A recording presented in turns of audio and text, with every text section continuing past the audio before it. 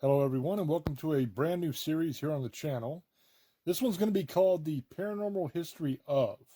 In this series I'm going to be taking a look at different historical events or locations and giving you a little bit of the paranormal lore of those locations or situations. Tonight we're going to be doing the Revolutionary War. The Revolutionary War, also known as the American War of Independence, was a critical period in history that pretty much shaped the United States. While the focus is typically on the political, military, and social aspects of the war, there are some stories and legends that suggest paranormal or supernatural occurrences during this time. Now keep in mind these accounts are often based on folklore, oral traditions, and historical interpretations, and there is limited concrete evidence to support them. But, and there's always a but, isn't there?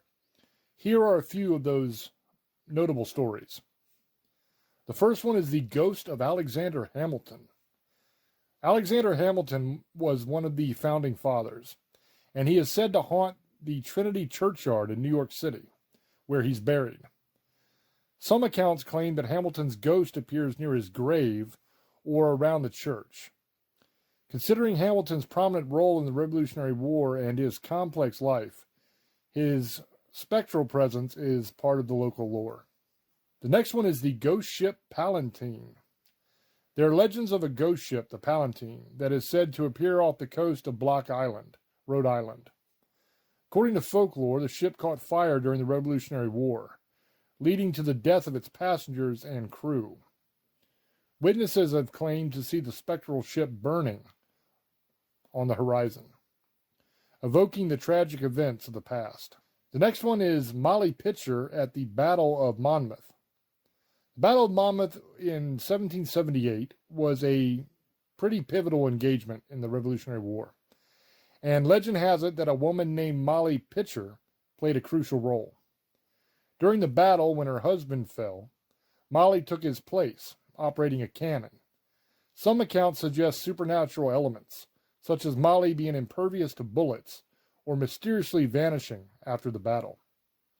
And Molly is a pretty interesting character. I've been thinking about I did like the black soldiers in the Revolutionary War, and I'm thinking about doing one on women as well, because there's a lot of women that pretended to be men and volunteered and fought in the Revolutionary War. It's pretty interesting stuff. So that might be coming to the channel at some point. The next one is the Curse of Putnam Phalanx. The Putnam Phalanx, a Revolutionary War militia unit, is said to be cursed due to the disrespect shown to the remains of Major General Israel Putnam. According to legend, the grave of General Putnam was disturbed by British soldiers, leading to a curse on the phalanx. Some believe that this curse is responsible for misfortunes and paranormal occurrences associated with the unit. And people say that this curse is still active today. The next one is the Ghost of Valley Forge. Valley Forge, where George Washington and his troops endured a harsh winter in 1777 to 1778, is rumored to be haunted. Soldiers who perished during the encampment are said to roam the grounds, and visitors have reported hearing ghostly footsteps and seeing apparitions. The spirits of these soldiers are believed to linger due to the hardships they endured. The last one I want to talk about is George Washington. Now, this is kind of a more broad story. This doesn't have to do with any particular battle, although there was one battle in the French-Indian War that was pretty amazing, and I'll tell that story. But George Washington was said to be impervious to bullets, that no bullet could hit him or kill him. And the reason they thought that is because he would lead his troops into battle in his younger days, literally right out front, and they would be shooting at him and they could never hit him. There's the story about the French-Indian War I was talking about. In this battle, his side was losing. The British were losing.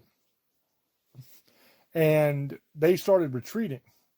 Now, Washington at the time was not the leader of that particular unit, but he was in a leadership role. So when everybody else was retreating, Washington said the hell with that. And he drew his sword and rushed headlong towards the enemy through his own retreating troops, yelling at them to turn around and fight, not to be cowards. So on his approach to the enemy, being as he was the only person going towards them, everybody else was running away, they all opened fire on Washington, and a literal storm of bullets went flying his way. His horse was shot out underneath of him. He hit the ground, jumped back up, grabbed another horse from one of the retreating troops, knocked him off that horse, jumped on it, and headed back towards the enemy. They kept shooting at him. Well, his troops, seeing this, were like, oh man, this dude's like Superman. So they turn around and they start hauling ass towards the enemy. And the French end up retreating. And after the battle, when they were examining Washington to see if he was okay, because everybody was shooting at him, he had dozens of bullet holes in his overcoat. But not a single one hit him. So I think that might have been the origin of the story that he could not be shot, that no bullet could harm him. And he was just an absolute monster. I mean, the dude was way bigger than everybody else, and he was just a madman on the battlefield. You know, he was just brave as hell and truly an American badass. And that's another one I think that fits into this category of paranormal or supernatural events in the Revolutionary War, that history, even though it wasn't necessarily paranormal or supernatural, but the story that came about from it implied that it was. Now, while the stories that I've told you tonight add a layer of mystery and intrigue to the Revolutionary War era, it is essential to approach them with a critical mindset, like I said in the beginning. Now, many of these accounts have evolved over time through oral traditions and storytelling, much like the George Washington myth that he couldn't be shot. And separating the fact of the story from the folklore can be kind of challenging sometimes. Nevertheless, these paranormal tales contribute to the rich tapestry of the Revolutionary War's cultural and historical legacy. The Revolutionary War has always been a time period that I absolutely loved. I love the stories. I love the cause.